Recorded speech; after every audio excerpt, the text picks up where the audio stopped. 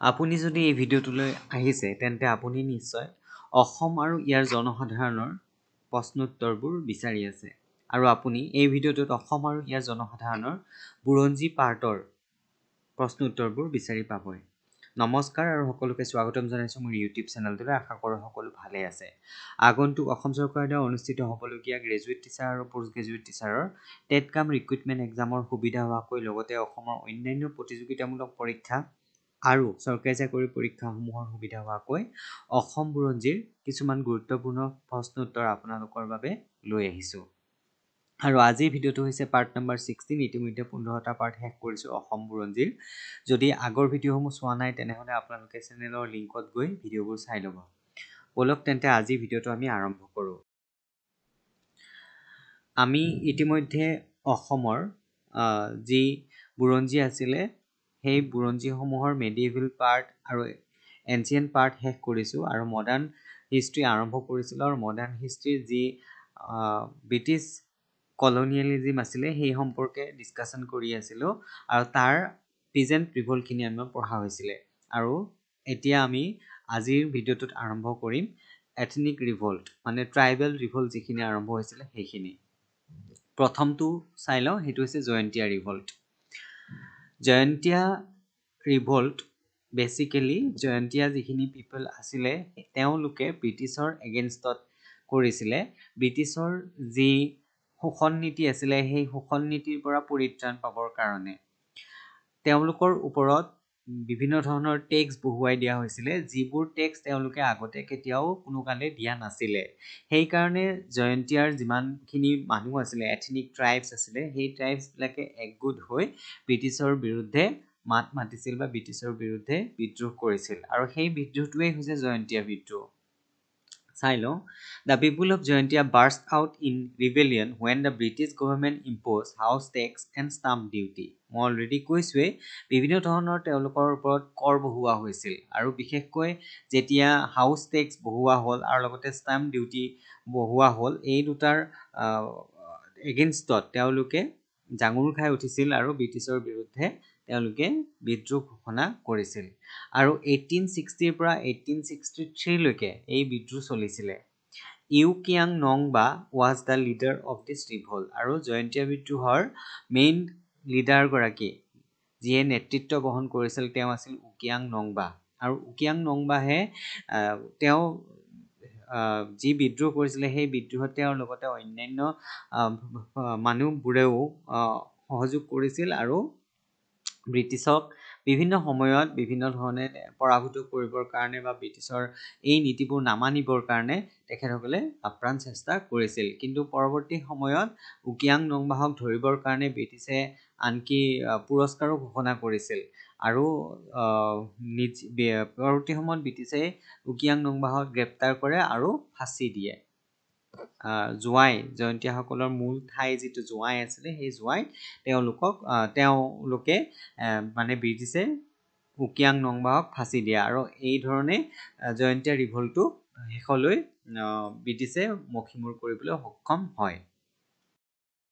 Next আমি চাই লওঁ ইউ টিৰথ সিং। যেনেকৈ ইউ কিয়াং নংবাহ আছিলে, ইউ টিৰথ সিং তেখেত খাচী বিদ্ৰোহৰ লিডাৰ আছিলে। আৰু ইউ টিৰথ সিং সম্পৰ্কে এইকাৰণে আমি জানিব লাগিব কাৰণ খাচী বিদ্ৰোহৰ মেইন যিগৰাকী নেতৃত্ব বহন কৰা ব্যক্তি আছিলে তেওঁৱেই ইউ টিৰথ সিং। যেনেকৈ জয়ন্তীয়াসকলৰ ইউকিয়াং নংবা আছিলে তেনেকৈ ইউ টিৰথ সিং। দ্য খাচী লিডাৰ ইউ টিৰথ সিং আৰু তেওঁ আছিলে ৰাজা অফ নংখ্লাও। নংখ্লাও নামৰ ঠাইখিনিৰ তেওঁ আছিলে ৰাজা। Background of the revolt was the construction of a road across the Khasi Hills joining the two valleys of Brahmaputra and Surma. ইয়াৰ যিটো মূল কাৰণ আছিলে ৰিভল্টৰ, তাৰ মূল কাৰণটো এইটোৱে আছিলে যে এটা ৰাস্তা বনাবৰ কাৰণে চেষ্টা চলাইছিলে ব্ৰহ্মপুত্ৰ ভেলী আৰু চুৰমা ভেলী, মানে বৰাক ভেলী দুটা জইন কৰিবৰ কাৰণে খাচী হিলৰ মাজেৰে তেওঁলোকে ব্ৰিটিছে এটা ৰাস্তা বনোৱাৰ কথা সিদ্ধান্ত লৈছিলে আৰু সেইটোক লৈ পেলাই তেওঁলোকে বিদ্ৰোহ কৰিছিলে। Under the leadership of U Tirot Sing they attack the British officials posted there and kill them. তেওঁলোকে তাত যি ব্ৰিটিছ অফিচিয়েলছ আছিলে তেওঁলোকক এটাক কৰিছিলে আৰু মাৰিছিলে the conflict between the Khasis and British continued for almost 4 years and ended with the surrender of Tirot Sing যেতিয়া তীৰত সিঙে চাৰেণ্ডাৰ কৰিলে তেতিয়া বিদ্ৰোহটো নোহোৱা হৈ থাকিল বা বিদ্ৰোহটো বন্ধ হ'ল আৰু 4 বছৰ ধৰি এই বিদ্ৰোহ চলিছিলে তীৰত সিং মনত ৰাখিব খাচীসকলৰ বিদ্ৰোহী লিডাৰ আছিলে next anti British uprising in Manipur মণিপুৰতো ব্ৰিটিছ বিৰোধী যি আপৰাইজিং বা ৰিভল্ট হৈছিলে সেইটো there have been multiple anti British uprising in Manipur including the Anglo Manipur war of 1891 and the Kuki rebellion of 1917-1919 মণিপুৰত ব্ৰিটিছৰ বিৰুদ্ধে কেইবাটাও বিদ্ৰোহ ঘটিছিলে তাৰ ভিতৰত উল্লেখযোগ্য হৈছে যে এংলো মণিপুৰ ৱাৰ 1891ত হৈছিলে আৰু কুকি ৰিভিলিয়ন 1917ৰ পৰা 1919লৈকে হৈছিলে Manipuri revolt of 1891 was a short-arm conflict between the British colonial forces and princes of Manipur kingdom. British colonial যি সৈন্য সামন্ত আছিলে তেওঁলোক আৰু মণিপুৰ কিংডম আচলতে মণিপুৰৰ সেই সময়ত ৰজা কোন হ'ব হেতুক লৈ পেলাই ভায়েকসকলৰ মাজতেই কাজিয়া হৈছিলে আৰু হেতুৰে সুবিধা লৈ পেলাই ব্ৰিটিছে মণিপুৰত শাসন চলাবলৈ বিচাৰিছিলে আৰু পৰৱৰ্তী কালত মণিপুৰী প্ৰিন্সে ব্ৰিটিছৰ শাসন নীতিৰ বিৰুদ্ধাচৰণ কৰিলে আৰু তেওঁলোকৰ বিৰুদ্ধে বিদ্ৰোহ আৰম্ভ কৰিছিল আৰু মণিপুৰীসকলৰ মেইন লিডাৰ গৰাকী আছিলে টিকেন্দ্ৰজিৎ এটো মনত ৰাখিব আপোনালোকে এবাৰ আমি চাই লওঁ ইতিমধ্যে আমি যিমানখিনি বিদ্ৰোহ আছিলে পিজেন্ট ৰিভল্টৰ পৰা আৰম্ভ কৰি যি ট্ৰাইবেল ৰিভল্টবোৰ আছিলে সেইবোৰ আমি পঢ়িলোঁ এতিয়া আমি চাই ল'ম socio' political organisation during pre independence era স্বাধীনোত্তৰ কালৰ প্ৰাক স্বাধীনোত্তৰ কালত অসমত গঢ়ি উঠা কিছুমান সামাজিক আৰু ৰাজনৈতিক অৰ্গেনাইজেশ্যনৰ বিষয়ে প্ৰথমতে আমি চাই লওঁ ৰাইজমেল অলৰেডি আমি ৰাইজমেল আগৰ ভিডিঅ'টোত পঢ়িছোৱেই ৰাইজমেলবোৰ মানে হৈছে যে পিপলছ এছেম্বলি য'ত তেওঁলোকে বিভিন্ন ধৰণৰ ডিচিশ্যন গ্ৰহণ কৰিছিলে চৰকাৰক কেনেকৈ ডিমাণ্ডবোৰ কৰিব পাৰে লগতে চৰকাৰৰ যিবোৰ পলিচি আছিলে নীতি নিয়ম আছিলে সেই নীতি নিয়মবোৰ তেওঁলোকে তাত ডিছকাশ্যন কৰিছিলে আৰু যদি তেওঁলোকৰ স্বাৰ্থৰ বিপৰীতে হয় তেতিয়াহ'লে তেওঁলোকে সেইবোৰ নামানিবৰ কাৰণেও চেষ্টা কৰিছিলে চ' ৰাইজমেল এইটো এটা ছ'চিয়েল অৰ্গেনাইজেশ্যন হয় আৰু বহুত ডাঙৰ অৰ্গেনাইজেশ্যন হয় Raijmel a social organisation played a decisive role in the peasant uprising in Assam অসমত যি কৃষক বিদ্ৰোহ হৈছিলে সেই কৃষক বিদ্ৰোহত নিৰ্ণায়ক ভূমিকা গ্ৰহণ কৰা এটা অনুষ্ঠানেই হৈছে ৰাইজমেল আৰু it is a social organisation সামাজিক অনুষ্ঠান During pre-independence period, প্ৰাক স্বাধীনোত্তৰ কালত these ৰাইজমেলছ were converted into ৰায়ত সভা তেতিয়া এই ৰাইজমেলবোৰেই গুচি পেলাই ৰায়ত সভা হৈছিলে where the educated class participated in a huge number য'ত শিক্ষিত শ্ৰেণীৰ মানুহবিলাকে বৃহৎ সংখ্যক জইন কৰিছিলে The activities of ৰায়ত সভা expanded in the period after the non-cooperation movement যেতিয়া অসহযোগ আন্দোলন হৈছিলে তাৰ পিছত ইয়াৰ এক্টিভিটিজবোৰ আৰু বেছি হৈছিলে আৰু got consolidated in the post civil disobedience movement in the Brahmaputra valley আৰু পৰৱৰ্তী কালত গোটেই ব্ৰহ্মপুত্ৰ উপত্যকাতে চিভিল ডিsobedience মুভমেন্টৰ সময়ত বা আইন অমান্য আন্দোলনৰ সময়ত আৰু বেছি প্ৰভাৱ পৰিছিল Rayot Sabha was mostly a leader-based platform and as such the Sabha played significant role in Assam to awaken the state in a socio-political manner. Rayot Sabha আছিলে leader-based platform য'ত মানে লিডাৰবিলাকে অগ্ৰণী ভূমিকা লৈছিলে আৰু এই ৰায়ত সভাই কি কৰিছিলে অসমৰ সামাজিক আৰু ৰাজনৈতিক দিশত এক গুৰুত্বপূৰ্ণ প্ৰভাৱ পেলাইছিল বা মানুহবিলাকক জাগ্ৰত কৰিছিলে সামাজিক আৰু ৰাজনৈতিক ভাৱত মানুহে যিবোৰ কথা নাজানিছিলে তেওঁলোকে কেনেকৈ নিজৰ ডিমাণ্ডবোৰ ফুলফিল কৰিব চৰকাৰক কেনেকৈ তেওঁলোকৰ ইনস্পাইৰেশ্যনবিলাক তেওঁলোকৰ উইচেছবিলাক জনাব এই সম্পৰ্কে কি কৰিছিলে ৰায়ত সভাই এক গুৰুত্বপূৰ্ণ বা নিৰ্ণায়ক ভূমিকা গ্ৰহণ কৰিছিলে কাৰণ ৰায়ত সভাত তেওঁলোকে নিজৰ যিবোৰ আশা আকাংক্ষা আছিলে সেইবোৰ চৰকাৰৰ প্ৰতি ডিমাণ্ড আকাৰে প্ৰকাশ কৰিবৰ কাৰণে আলোচনা বিলোচনা কৰিছিলে চ' ৰায়ত সভা অসমৰ প্ৰাক স্বাধীনোত্তৰ কালত এটা ডাঙৰ ছ'চিঅ' পলিটিকেল অৰ্গেনাইজেশ্যন হিচাপে কাম কৰিছিল নেক্সট আমি চাই লওঁ জ্ঞান প্ৰদায়নী সভা জ্ঞান প্ৰদায়নী সভা নামটোতেই গম পাওঁ it is related with Assamese literature and Assamese language Gyan Pradayini Sabha for the revival of and development of Assamese language and literature Asomiya ভাষা আৰু অসমীয়া সাহিত্যৰ উন্নতিৰ কাৰণে উত্তৰোত্তৰৰ কাৰণে জ্ঞান প্ৰদায়নী সভা গঠন কৰা হৈছিলে 1857 বাই আনন্দৰাম ঢেকিয়াল ফুকন এণ্ড গুণাভিৰাম বৰুৱা দুগৰাকী প্ৰমিনেণ্ট লিডাৰ জ্ঞান প্ৰদায়নী সভাৰ তেওঁলোক আছিল আনন্দৰাম ঢেকিয়াল ফুকন আৰু গুণাভিৰাম বৰুৱা 1857 এইখিনিতে আগৰ ভিডিঅ'ত আমি কৈছোৱেই যে 1836-37 চনত ব্ৰিটিছে বলপূৰ্বকভাৱে বেংগলী ভাষাটো অসমত ইম্প'জ কৰিছিলে অসমৰ কোৰ্ট কাছাৰী অফিচ যিমানবোৰ আছিলে বিদ্যালয় গোটেইবোৰতে বেংগলী ভাষাৰ প্ৰাদুৰ্ভাৱ চলিছিলে আৰু এই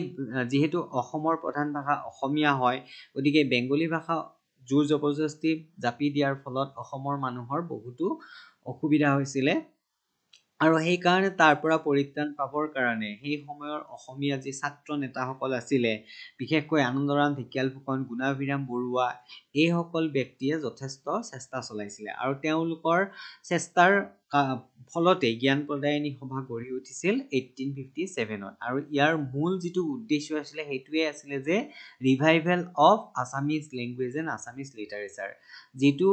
মানে হেৰাই যাবলৈ খোজা যিটো অসমীয়া ভাষা আৰু অসমীয়া সাহিত্য আছিলে বেংগলী ভাষাৰ প্ৰাদুৰ্ভাৱত সেই ভাষাটোক পুনৰুদ্ধাৰৰ কাৰণে এই জ্ঞান প্ৰদায়নী সভাখন গঠন কৰা হৈছিলে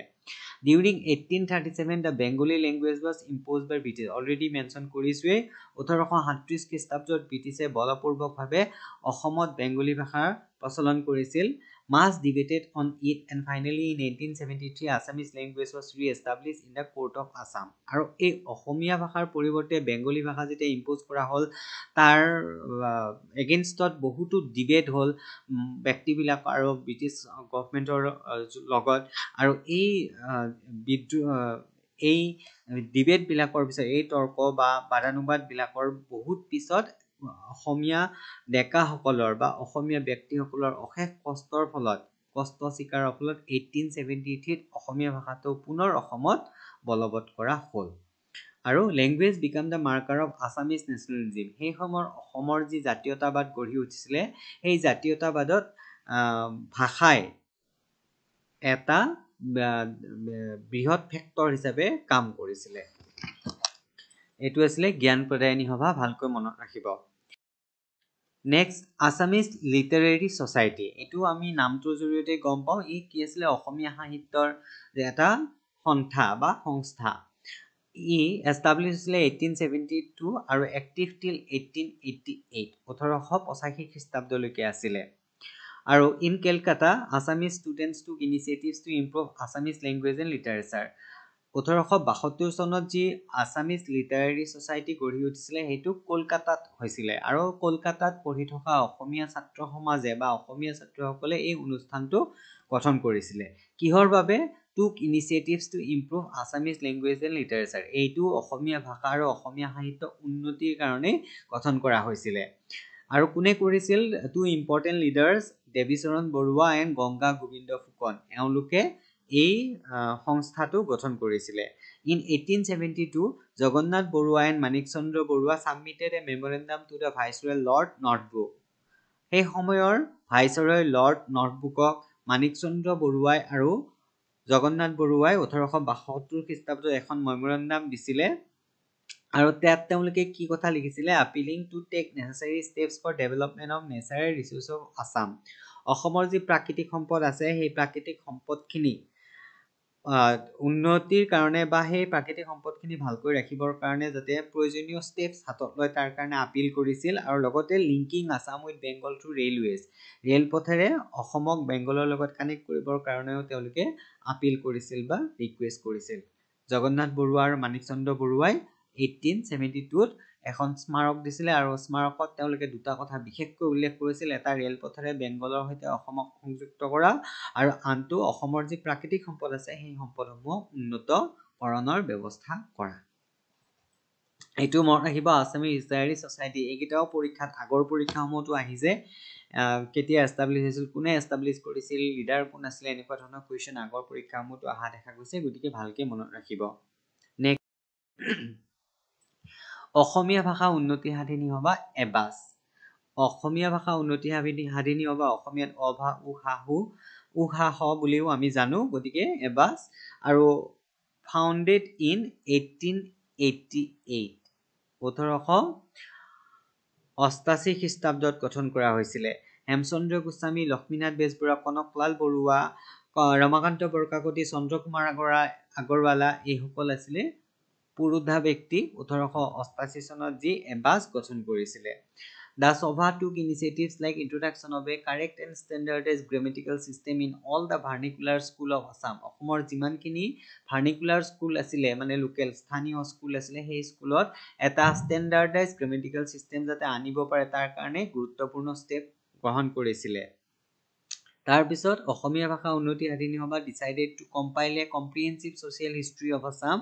and to translate the important Sanskrit work into Assamese. History of অসমৰ যি বুৰঞ্জী আছিলে সেই বুৰঞ্জীসমূহক তেওঁলোকে যাতে ভালকৈ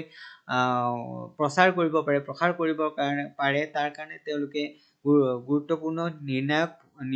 নিৰ্ণয় লৈছিলে আৰু লগতে translate the important Sanskrit works into Assamese যিমানবোৰ তেতিয়া সংস্কৃতৰ গ্ৰন্থ আছিলে কিতাপ আছিলে গুৰুত্বপূৰ্ণ তেওঁলোকে সেইখিনিও অসমীয়া ভাষালৈ অনুবাদ কৰিবলৈ কৰিছিল The government undertook the publication of Hemchandra Barua's Hemkok. Hemchandra Baruar জীৱনৰ কীৰ্তি স্তম্ভ যি হেমকক গ্ৰন্থ আছিলে সেই গ্ৰন্থখনত তেওঁলোকৰ অনুৰোধত মানে অসমীয়া ভাষা উন্নতি সাধিনী সভাৰ অনুৰোধত চৰকাৰে পাব্লিকেশ্যনৰ ব্যৱস্থা কৰিছিল It regularly holds scholarly discussion on various topics. অসমৰ স্বাৰ্থৰ কাৰণে জাতীয় স্বাৰ্থৰ কাৰণে বা উন্নতিৰ কাৰণে বিভিন্ন ধৰণৰ বিষয়ৰ ওপৰত তেওঁলোকে ৰেগুলাৰলি স্কলাৰলি ডিসকাশন কৰিছিলে মানে পণ্ডিতসকলক লৈ পেলাই তেওঁলোকে আলোচনাত বহিছিল লগতে আৰু ইয়াৰ গুৰুত্বপূৰ্ণ এখন জাৰ্নেল আছিল যাৰ নাম আছিল জোনাকী এইখিনিও মনত ৰাখিব ইয়াৰ ওপৰতো প্ৰশ্ন আহিছে আগৰ পৰীক্ষাবোৰ নেক্সট জোনাকীৰ যুগ বুলি আমি পাওঁ মানে সেই সময়ত যি এবাছৰ যিখন আলোচনী প্ৰকাশ পাইছিলে জোনাকী বুলি সেই জোনাকীখনে ইমানেই প্ৰভাৱ বিস্তাৰ কৰিছিল অসমীয়া ভাষা আৰু অসমীয়া সাহিত্য উন্নতিৰ ক্ষেত্ৰত যাৰ কাৰণে সেই যুগটোক আমি জোনাকীৰ যুগ বুলি অভিহিত কৰোঁ Assamese magazine published from Calcutta in 1889 আৰু চলিছিলে up to 1903 1899 চনত এই মেগাজিনখন পাবলিছ হৈছিলে আৰু 1903 চনলৈকে চলিছিলে first editor was Chandrakumar Agarwala Jonaki never dabble into politics জোনাকীয়ে কেতিয়াও পলিটিক্সত সোমাবলৈ বিচৰা নাছিল বা ই পলিটিকেল মেগাজিন হিচাপে কাম কৰা নাছিল but the articles and poems publish in it reflected the nationalism কিন্তু ইয়াত যিবোৰ আৰ্টিকল পাব্লিছ হৈছিলে সেই আৰ্টিকল যেনে পয়েমবোৰ বা গল্পবোৰ সেই গল্পবোৰ কিন্তু তাত পলিটিকেল ভিউজ আমি পাইছিলোঁ যদিও ই এখন ৰাজনৈতিক মেগাজিন নহয় তথাপিও কিন্তু ইয়াৰ ৰাইটিংছবিলাক যিবোৰ প্ৰকাশ হৈছিলে তাত আমি জাতীয়তাবাদৰ উল্লেখ দেখিবলৈ পাওঁ It successfully regenerated cultural and social consciousness in Assam সাংস্কৃতিক আৰু সামাজিক যি সচেতনতা এই সচেতনতা কিন্তু এই মেগাজিনখনে কৃতকাৰ্যশীলভাৱে উন্নীত কৰিছিল লগতে Jonaki mark the dawn of romanticism in Assamese literature অসমীয়া সাহিত্যৰ যি ৰোমান্টিক যুগৰ সূচনা হৈছিলে ই জোনাকীৰ জৰিয়তে সূচনা হোৱা বুলি আমি গম পাওঁ first romantic poem was Bonkuwori by Chandrakumar Agarwala first Assamese sonnet Priyotomar Chithi by Hemchandra Goswami Kako Aru Hiya Nibilau was a unique poem of its kind সেই সময়ত বিশেষকৈ প্ৰকাশ পোৱা এইখিনি বিশেষ ধৰণে স্বীকৃতি লাভ কৰা কবিতা বা স্বীকৃতি লাভ কৰা সনেট কবিতা বা স্বীকৃতি লাভ কৰা বিশেষ ধৰণৰ কবিতা আছিলে এইকেইটা এইখিনিও মনত ৰাখিব এইখিনি কুৱেশ্যন আগতে বহুত বাৰ আহিছে প্ৰথম অসমীয়া ৰোমান্টিক কবিতাটিৰ নাম কি আৰু কোনে লিখিছিল এনেকে লগতে প্ৰথম অসমীয়া সনেটটো কোনে লিখিছিল বা সনেটটোৰ নাম কি এনেকে কুৱেশ্যন আগতেও অহা দেখা গৈছে এইখিনিও চাই ল'ব আৰু এইখিনি জোনাকী যুগৰ কন্ট্ৰিবিউশ্যন হয় মানে জোনাকীৰ পাতত এইসকল বিখ্যাত কবিয়ে এনেকুৱা ধৰণে কবিতা চৰ্চা বা কাব্যিক চৰ্চা কৰিছিলে যাৰ ফলত আমি ইমানখিনি অৱদান তেওঁলোকৰ পৰা লাভ কৰোঁ নেক্সট কৃপাবৰ বৰবৰুৱা কাকতৰ টোপোলা বাই লক্ষ্মীনাথ বেজবৰুৱা জোনাকীৰ পাততে প্ৰকাশ হৈছিলে ইন জোনাকী কনকলাল বৰুৱা এণ্ড কমলাকান্ত ভট্টাচাৰ্যই regularly wrote about the economic backwardness of Assam সেই সময়ত যে অসম অৰ্থনৈতিকভাৱে পিছপৰা আছিলে এই কথাবোৰো কনকলাল বৰুৱা আৰু কমলাকান্ত ভট্টাচাৰ্যৰ যি ৰেগুলাৰলি নিয়মিতভাৱে তেওঁলোকে যি লিখনি লিখিছিলে সেই লিখনিবোৰত প্ৰকাশ পাইছিল লক্ষ্মীনাথ বেজবৰুৱা মোৰ দেশ আছাম সংগীত বিন বৰাগী এইবোৰো জোনাকীৰ পাতত প্ৰকাশ পাইছিল ত্ৰিমূৰ্তি অফ জোনাকী জোনাকী যুগৰ ত্ৰিমূৰ্তি বুলি আমি কাক কাক জানো হেমচন্দ্ৰ গোস্বামী চন্দ্ৰকুমাৰ আগৰৱালা আৰু লক্ষ্মীনাথ বেজবৰুৱা এইখিনিও ভালকে মনত ৰাখিব ইয়াৰ ওপৰতো কুৱেশ্যন যথেষ্ট পৰিমাণে আহাৰ চান্স আছে ওকে এতিয়া আমি আজিৰ যিখিনি কথা আলোচনা কৰিলো তাৰ ওপৰত কেইটামান কুৱেশ্যন ডিসকাস কৰি লওঁ প্ৰথমটো দিছে যে মেটছ দা ফলোইং ইয়াতে ৰিভল্টৰ নাম দিছে আৰু ৰিভল্টৰ লিডাৰৰ নাম দিছে আৰু এইখিনি আমি মেটছ কৰিব লাগিব নাম্বাৰ 1 জয়ন্তীয়া ৰিভল্ট ইউ টিৰত সিং বুলি কৈছে মণিপুৰ ৰিভল্ট ইকিয়াং নংবা খাসী ৰিভল্ট টিকেন্দ্ৰজিত কৈছে আৰু ফুলগুৰি ধেবা সংবৰ লালুং কৈছে ওকে আমি যেহেতু ইতিমধ্যে গুটেই কেইটা ৰিভল্টেই ডিসকাস কৰিছো ফুলগুৰি ধেবাও ডিসকাস কৰিছো 1861 ত হৈছিলে ফুলগুৰি কোট আছিলে নগাঁও তাৰ যিখিনি মানুহ আছিলে এথনিক পিপল যিখিনি আছিলে তেওঁলোক আছিলে বিশেষকৈ তিৱা সম্প্ৰদায়ৰ লোক তিৱাসকলৰ আন এটা নাম লালুং বুলি আমি জানো গতিকে ফুলগুৰি ধেৱাৰ লগত কি আছে সংবৰ লালুং বুলি আছে সো ডেফিনেটলি এটো কাৰেক্ট হ'বই ফুলগুৰি ধেৱাৰ সময়ত সংবৰ লালুং বুলি এগৰাকী ব্যক্তিক সিংগাৰক মাৰা অপৰাধত বিশেষ ধৰণে শাস্তি প্ৰদান কৰিছিল সো এটো আমি গম পালোৱেই সো অপচন 4 মানে স্টেটমেন্ট যেটো 4 দিয়া আছে পইণ্ট নম্বৰ 4 টো কিহৰ লগত মিলিব ডি ৰ লগত মিলিব গতিকে 4D আমি চাই লওঁ 4D অপচন এত আছে আৰু অপচন চিত আছে গতিকে এ আৰু সি ৰ ভিতৰতে হ'ব বি আৰু ডি আমি এলিমিনেট কৰি দিব পাৰো এই দুটা এতিয়া আমি চাই লওঁ বাকি কেইটা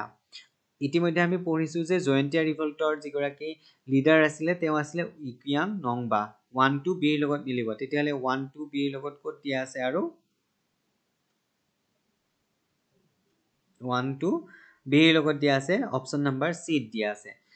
গতিকে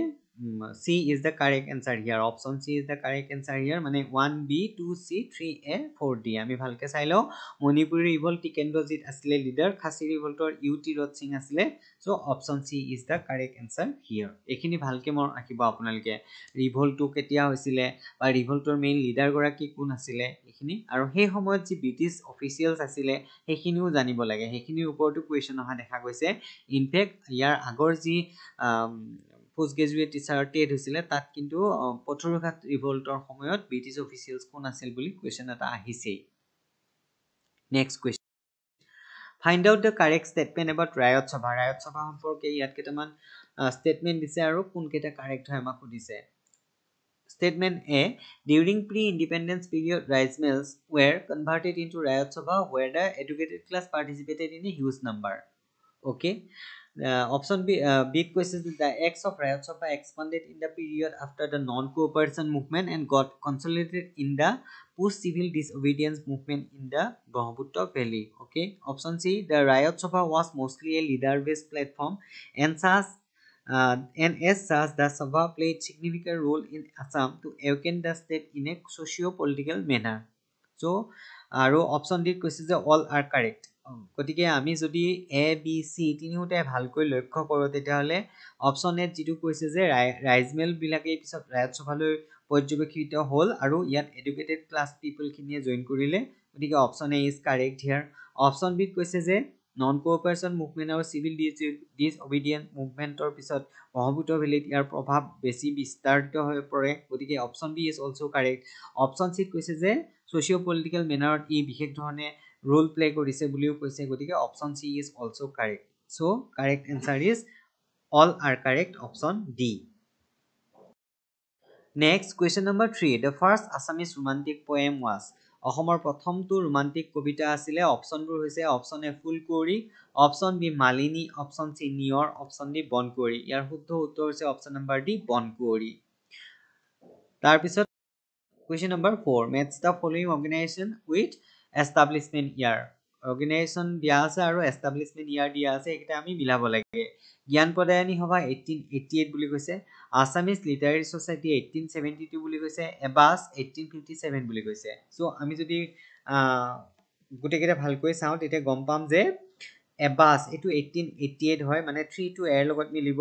আছামিজ লিটাৰেৰী সোসাইটি হেতু 1872 এটো কাৰেক্ট হয় আৰু জ্ঞান প্ৰদায়নী হ'ব 1857 সো 1C 2B আৰু 3A 1C 2B 3A so option A is correct here correct answer is option A পৰৱৰ্তী question number 5 who among the following was not included in Trimurti of Junaki era Junaki যুগৰ Trimurti বুলি যাক আমি অভিহিত কৰিছিলো তেওঁলোকৰ তলত দিয়াবোৰৰ কোনজন নহয় সুধিছে অপচন বোৰ A Lakshminath Bezbaroa B Hemchandra Barua C Chandrakumar Agarwala D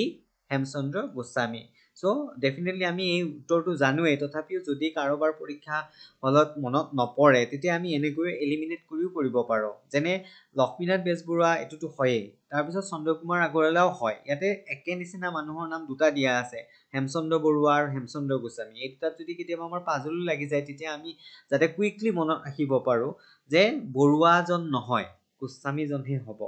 গতিকে সো আমাক যেহেতু সুধিছে কোন গৰাকী নহয় so option D is correct answer here Hemchandra Barua Jonaki যুগৰ ত্ৰিমূৰ্তি নাছিলে নেক্সট নাম্বাৰ 6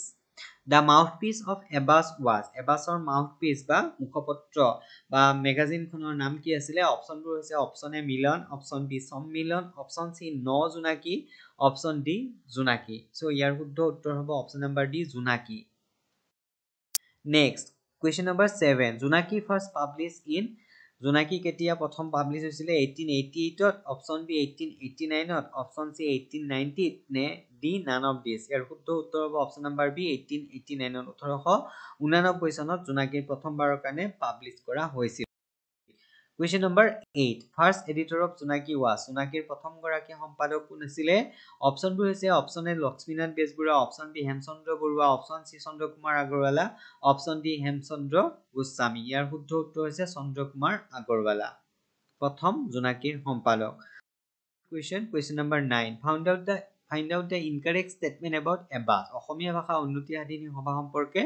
incorrect statement কোনটো সুধিছে option A the Sabha took initiatives like introduction of a correct and standardized grammatical system in all the model school of Assam অসমৰ প্ৰত্যেকখন model স্কুলতে standardized আৰু correct grammatical system এটা আনিবৰ কাৰণে ই initiative লৈছিল বুলি কৈছে এবাসে দ্বিতীয়টো কৈছে যে decided to compile a comprehensive social history of Assam and to translate the important Hindi works into Assamese গুৰুত্বপূৰ্ণ হিন্দী যিবিলাক গ্ৰন্থ আছে বা লিখনি আছে হেইবোৰ অসমীয়ালৈ ট্ৰান্সলেট কৰা কথা কৈছে আৰু তৃতীয়টো কৈছে যে it was formed in 1889 অসমীয়া ভাষা উন্নতি সাধিনী সভা 1889 খ্ৰীষ্টাব্দত গঠিত হৈছিল বুলি কৈছে আৰু অপচন ডি কৈছে যে all are incorrect গতিকে আমি যদি গোটেই কিটা অপচন ভালকৈ চাওঁ এ টু কৈছে যে model school of Assam so হেতু